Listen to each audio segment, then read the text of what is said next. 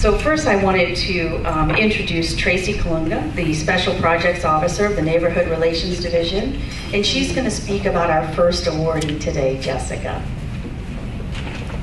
Pleasure to be here. If you don't know, I am an MSW, so whenever I come to the end of use meetings and awards, I feel like I'm home because I'm with my fellow social service providers, social workers, and mental health providers. So it's an honor to be here, and this person that I'm going to introduce is very near and dear to my heart, Jessica Alvarez. And you can read on the agenda, it has the information about what she's done, but I'm going to go off script a little bit and just kind of share from the heart about this amazing woman. So she's a mom. She was born and raised on the West Side. She's lived there all her life.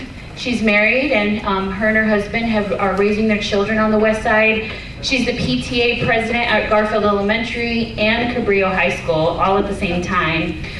But let me tell you what's amazing about this woman. She is so passionate about the West Side and wanting it to be a safe place. She's worked really hard to build relationships with business owners, moms, dads, parents, churches, and really everybody and anybody on the West Side who will shake her hand or give her a big hug, just to really build that sense of community. And she spends countless hours serving her community, getting her kids and even her husband involved. I believe he works at the port, but she gets him out on the weekends to do community cleanups with the neighborhood kids. And I encourage you to follow her on Facebook, because you're going to be amazed. I don't know when she sleeps, but she is definitely a powerhouse woman.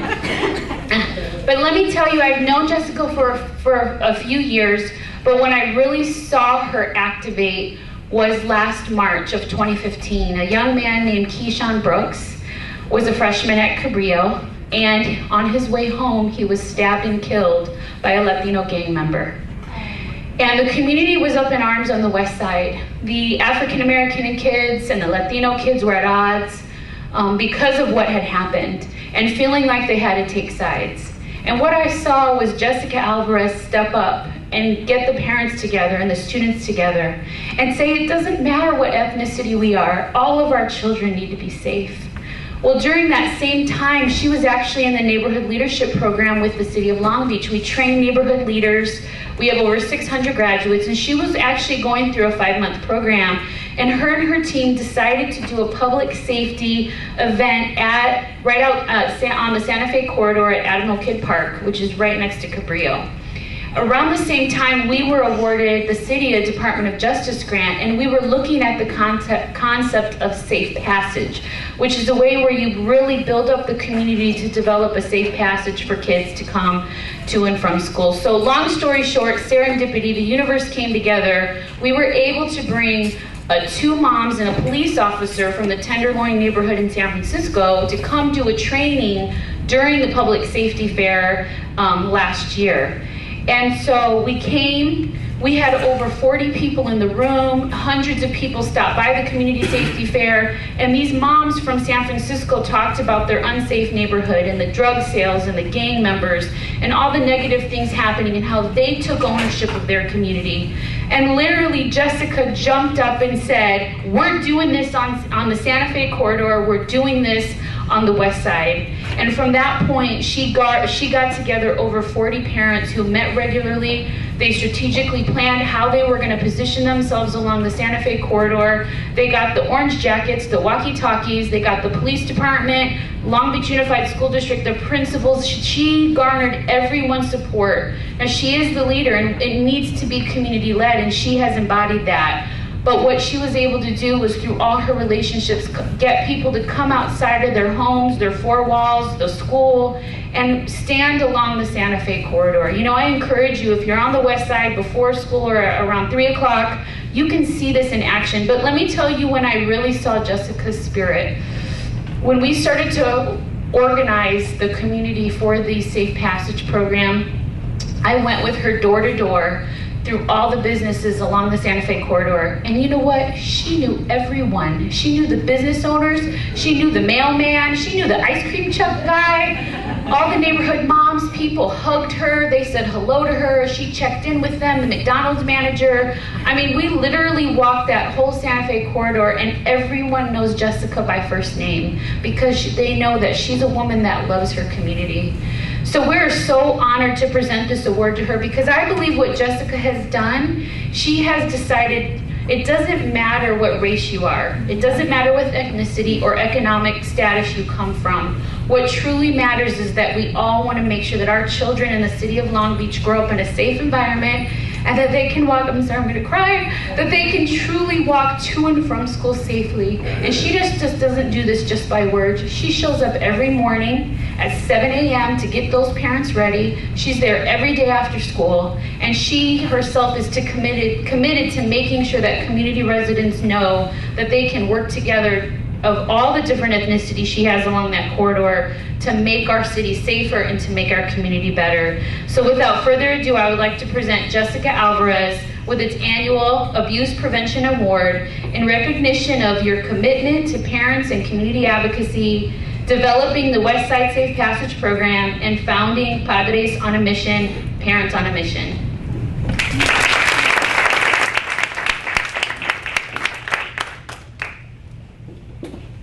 Good morning, everyone. I told her I was not going to cry. Today's also my birthday, so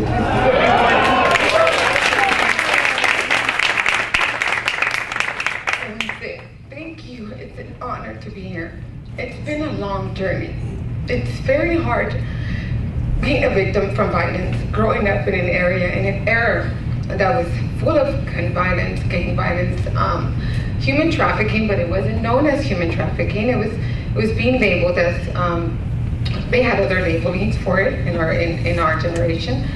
And just growing up and seeing the things that I've seen made me want to make a difference, not just within my home, but for my community.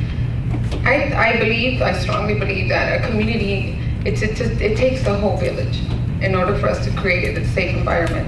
And coming together and having to empower each other and being there as a shoulder and being able to relate to them at a local level, I think it's the most important thing that as an individual, as a resident, as a community member, you want to let your partner, your neighbor, your next colleague, even your children know that this is a safe home, this is a safe environment. And until they see that coming from within, they'll believe it. Other than that, they'll continue to feel either they're victimized, or they'll continue to feel no one's there or alone. So my journey began about 19 years ago, almost 20 years ago. I may not look that old, but I'm getting there.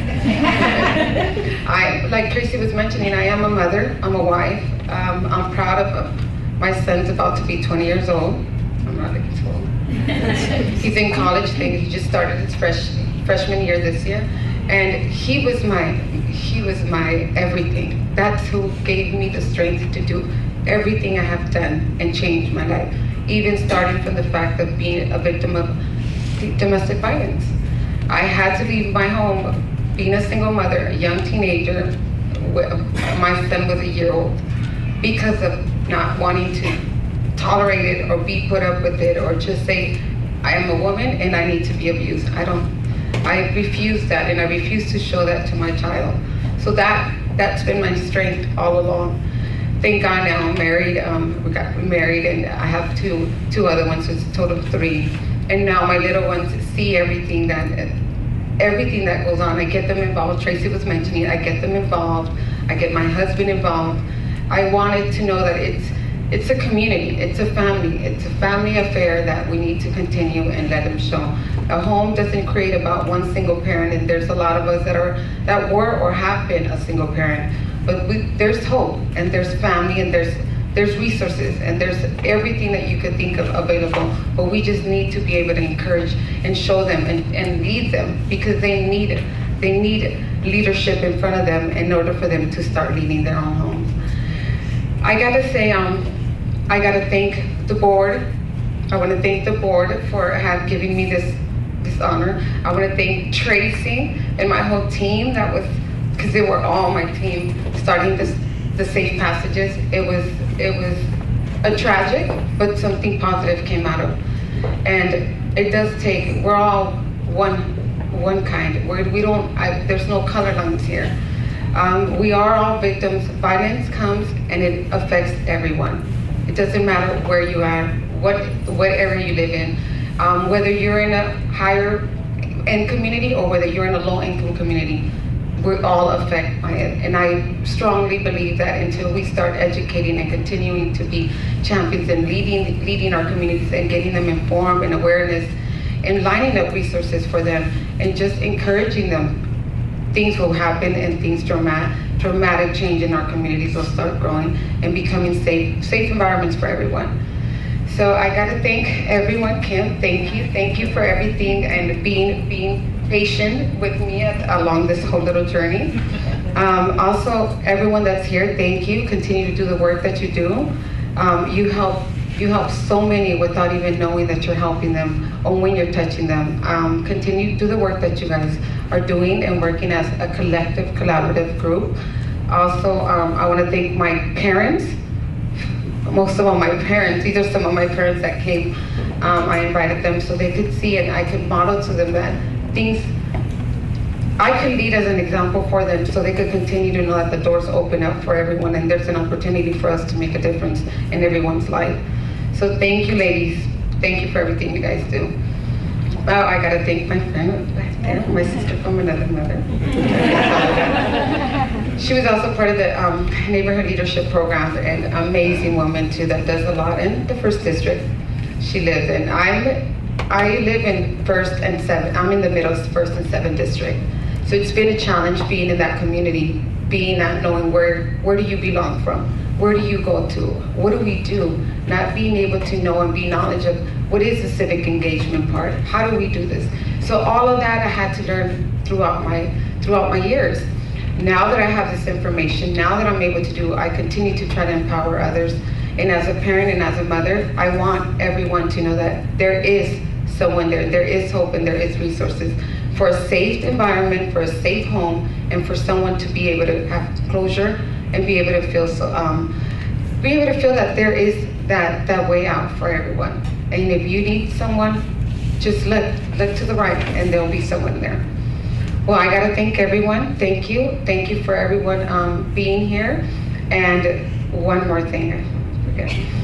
After the safe passages, we did this for a whole year without any funding, without any resources. The only resources that we have was our collaborative group that was being their champions, trying to lead this. And right after the year and the next year began, we were able to get funded by Tesoro, our neighborhood neighbor. And without them, we wouldn't have been able to take it into the next level and be able to create incentives, create work, create ownership for the community, create more passages, create safer routes for our children. And our graduation rate has gone up in our area. So it's been great.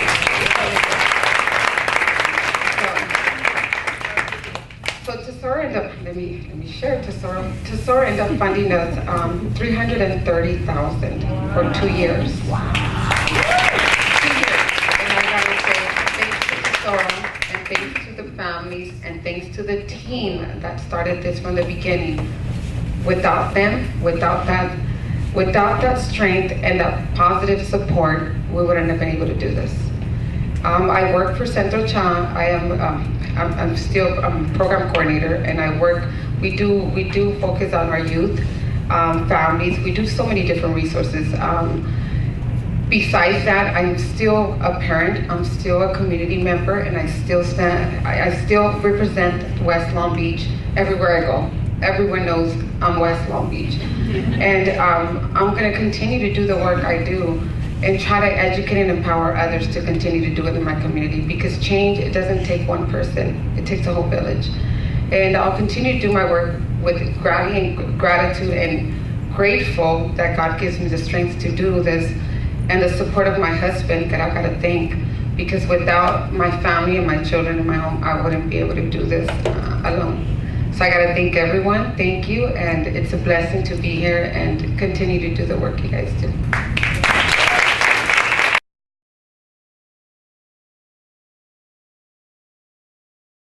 Our next award I'd like to is for Ellen Hartwick, and I'd like to introduce Porter Gilberg, the Executive Director of the LGBTQ Center here in Long Beach, to introduce her. Good morning, everyone. I feel incredibly privileged to be able to introduce the next honoree, Ellen Hartwick. I have the great privilege of working with Ellen at the LGBTQ Center almost every day, not every day, because one of the things that Ellen said when we were talking about bringing her onto the team is, you know what, I really want you to know that my children are important and that my family is important, and if I'm going to take this job, I need to be able to support my family as much as I support this organization. And I think that's really a solid example of how Ellen operates in our organization and in our community. She sets an example for a compassionate, inclusive way to live in our community by supporting her family and supporting her children, by supporting our larger community, and ensuring that there is a balance, that love and support is there for each and everyone. And that was an absolute. When Ellen said that, I knew this is somebody who is going to be great for our LGBTQ community. This is somebody who's going to be great for our center. This is somebody who gets it, who is setting the bar for how we should be treating people at our organization and out in the world. Of course, Ellen has many, professional accomplishments.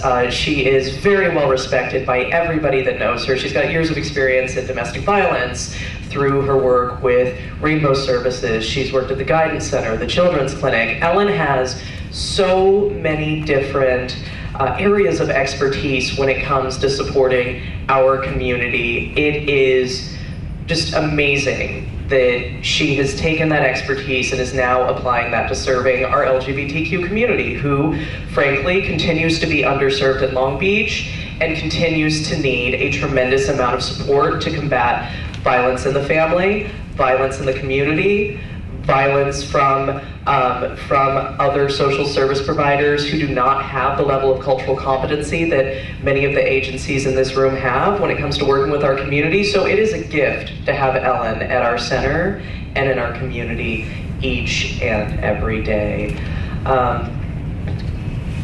I just think it's a treat, Ellen, that you brought your children here today. I think it's wonderful that all of you have come to celebrate Ellen's accomplishments along with us.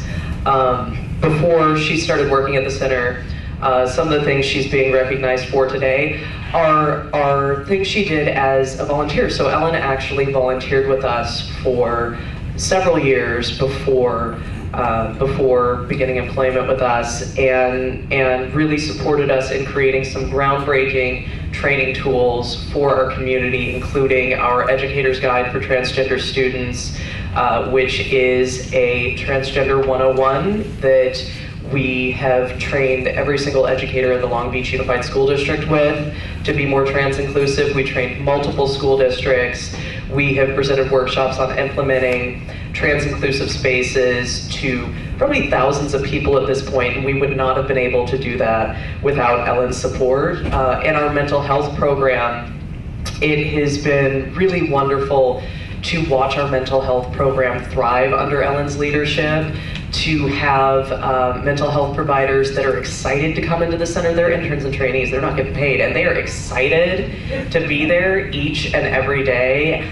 The training opportunities she has created for our mental health team and for mental health providers in the larger community is something that I never expected our LGBTQ center to be able to offer to the larger community. Ellen is visionary, and she brings that love and that support to clients. She will stay at the center till 9 o'clock at night.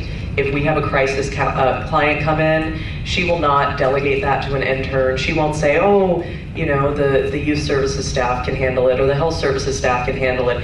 Ellen will work with clients and will put clients first, and really sets the example for how each and every one of us should be approaching our work at the center every day. So you know, she's a real powerhouse, whether it's her administrative background, her professional background, her work ethic, her dedication to clients and our LGBTQ community, her understanding that we still have a lot more work to do, and approaching that work with more compassion and love than I see from almost anyone. Ellen is absolutely deserving of this award this morning. So with that said, I'm so honored to present you with End Abuse Long Beach's Annual Abuse Prevention Award. The award says End Abuse. We'd like to present Ellen Hartwick with its Annual Abuse Prevention Award in recognition of provider of mental health services, advocacy and support for trauma survivors for 20 years, contributor to Transparent Families groups at the center, creator of safe spaces for LGBTQ children and adults, the guidebook for educators on transgender students, hybrid model of domestic violence, and mental health assessment and treatment. Congratulations.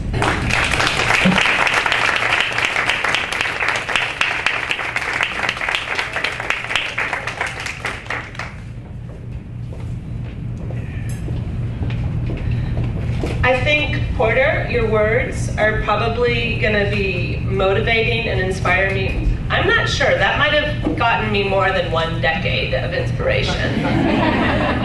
So I'm just really soaking that in, and soaking in also the support of the faces that of people I see in this room that I've worked with over the years. And then also my family that is here to support me, including my daughter Lily and my son Nick. And my mom is here, that's Gloria. And that's my father Dean here, and my friends. My friends are here, and these are my colleagues that working at the center, it does become a family because of the level of passion and commitment to create safer spaces in the community. So thank you all, my family, for being here. And so I've worked with domestic violence. Vicki Doolittle and I keep working together wherever we go. And I think that's not accidental. We keep working to make sure that domestic violence needs are integrated. And so I've worked in medical settings, at the children's clinic, and in mental health services. And now, at the center, Gio and Porter and I have been working and with our youth program to make sure that when there's domestic violence needs, it's not siloed, okay? We don't want to silo, just like Jessica, you're talking about, we all have to do it together. Everything has to be integrated if it's actually going to be relevant. And when I mean relevant, I mean actually meeting the needs of those who are at risk of violence. In our LGBTQ community, it's a really scary time right now this year.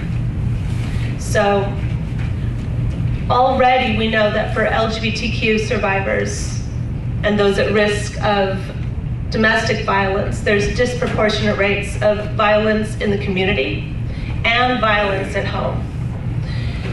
And when we're looking at prevention and when we're looking at getting that intervention and support, we are so fortunate at the center to be able to have one of the very few. Gio, how many of these programs are in the nation?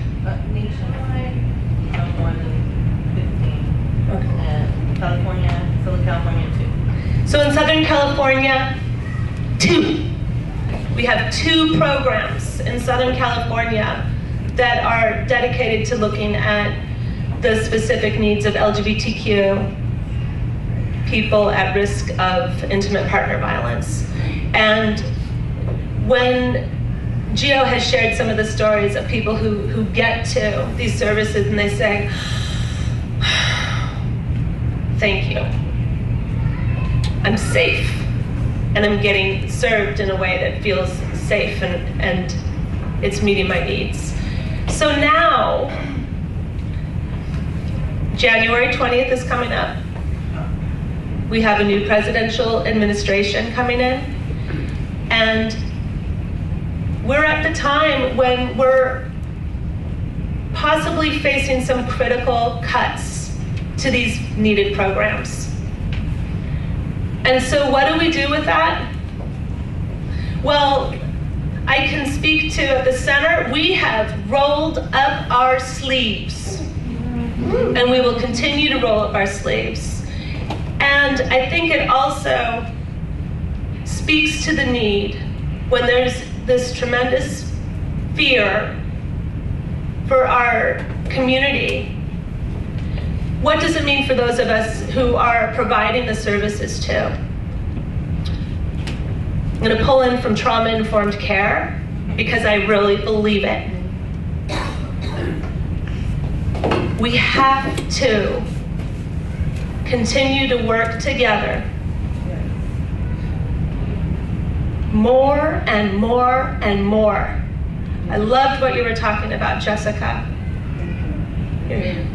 So you are hitting the streets, and as we're doing this work, I really ask for the continued support of our LGBTQ community in all the resources and doing the work to create safe spaces.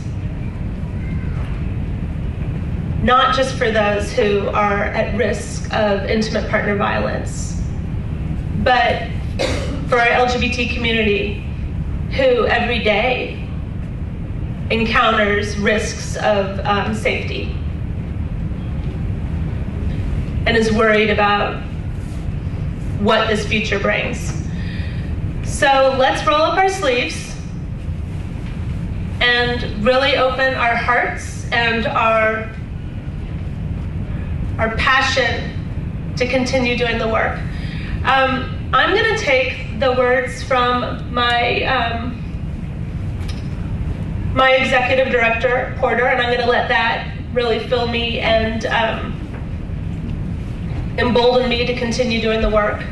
And to end abuse and to my community, Tori and I met, I don't know, 18 years ago?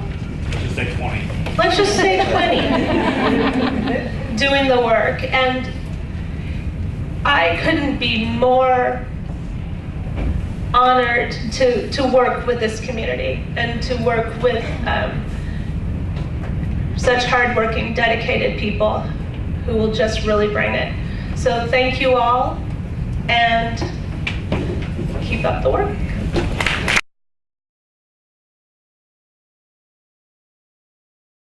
And our third awardee is Virginia Zart.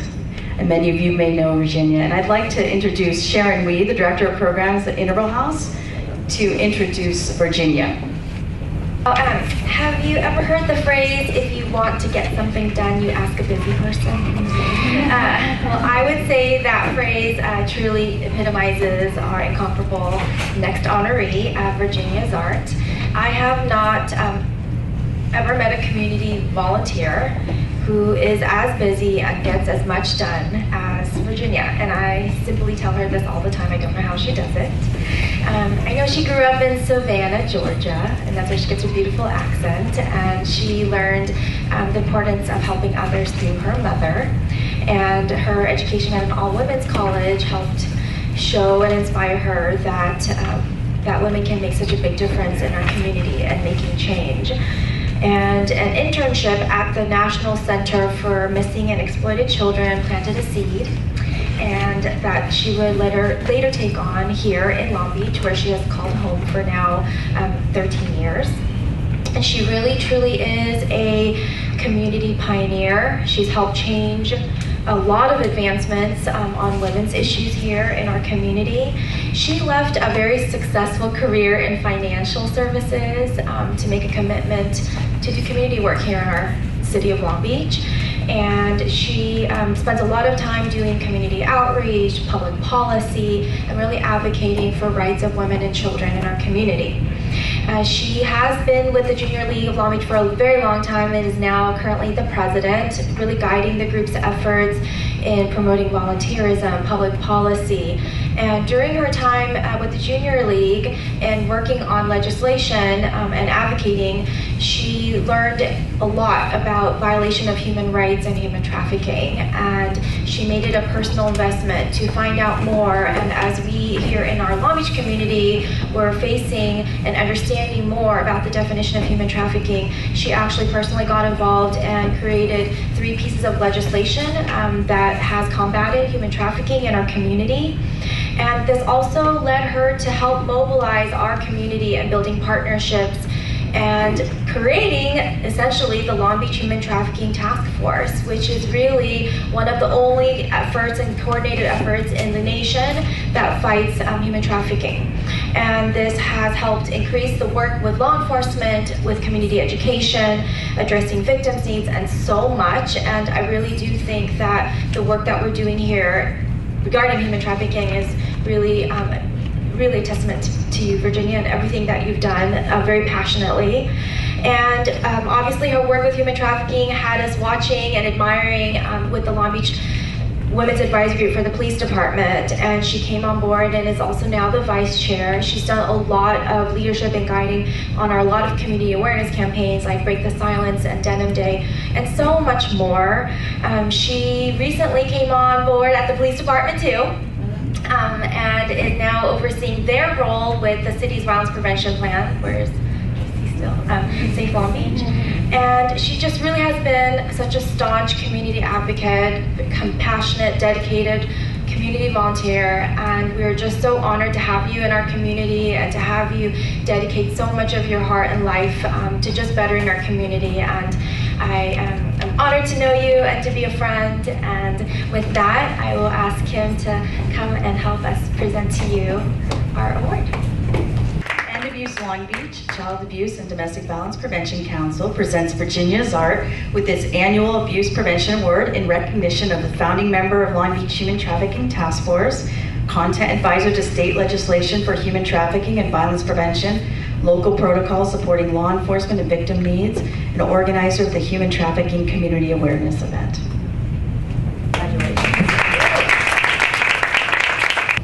Thank you, Sharon, so much. When Sharon reached out to me to let me know that she was nominating me for this award, my initial thought was, wait a minute, I should be nominating her, not the other way around. Working under Sharon's leadership with the Women's Advisory Group has taught me so much, and I'm very grateful for that, so thank you, Sharon. And I also want to thank End Abuse. I really don't even know how to put this into words, how much it means to me that you are recognizing me today, because when I left that financial career, I really didn't know a whole lot about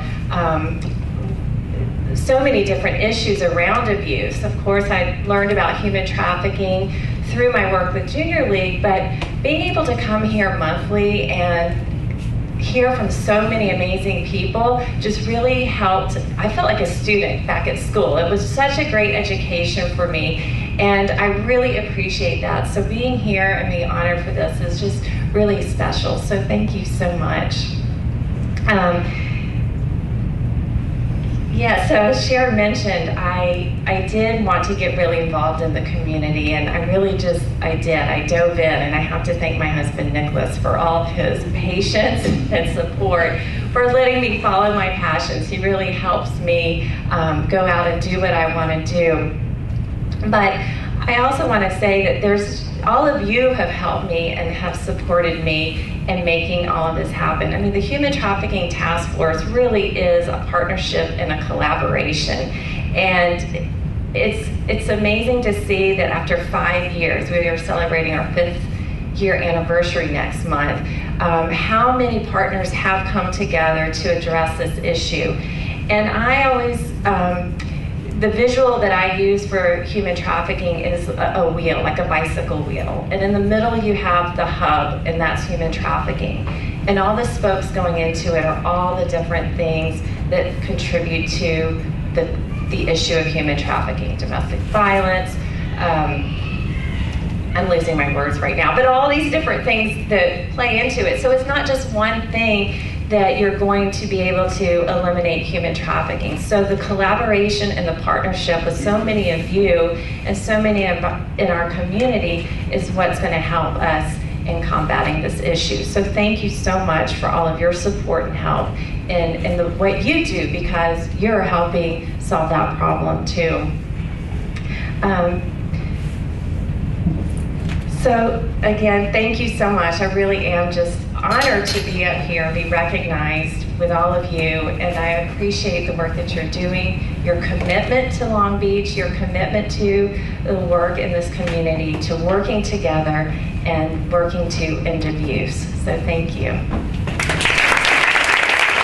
Don't sit down and take off your smiley face just yet, because I would like to call up our members from our city council offices who have certificates. If Nina, Helene, and Jonathan can come up, and all three of our awardees could come up and present certificates to you.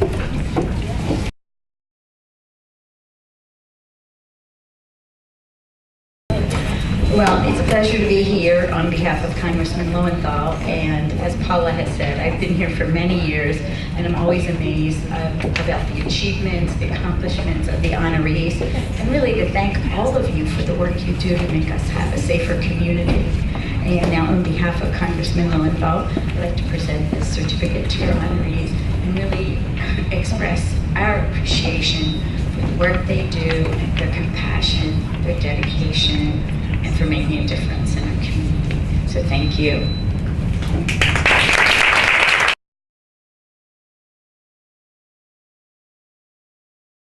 It is an honor to be able to present these certificates, and we do it quite often, and it's always an honor no matter what the cause. But after hearing all of you speak about these three individuals and hearing about the things that they do, this is such a worthwhile cause, and to hear that you all and they dedicate their lives to it makes these certificates even more of an honor to present to the three of you. So thank you so much for all of the work that you do. And on behalf of Councilwoman Suzie Kraus's office, I would like to present these certificates of recognition to you.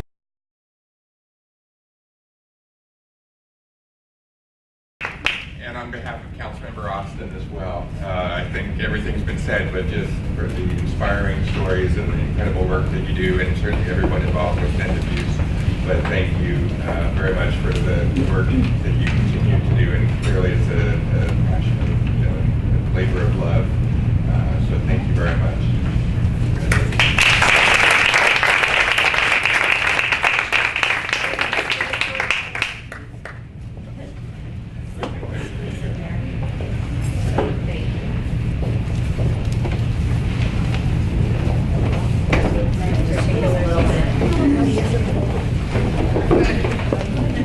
It's such an inspiring morning. Every year we say the same thing. It's just this is the work we do, and it's so wonderful to hear what everybody's doing and honor those that are really doing the great work in this community.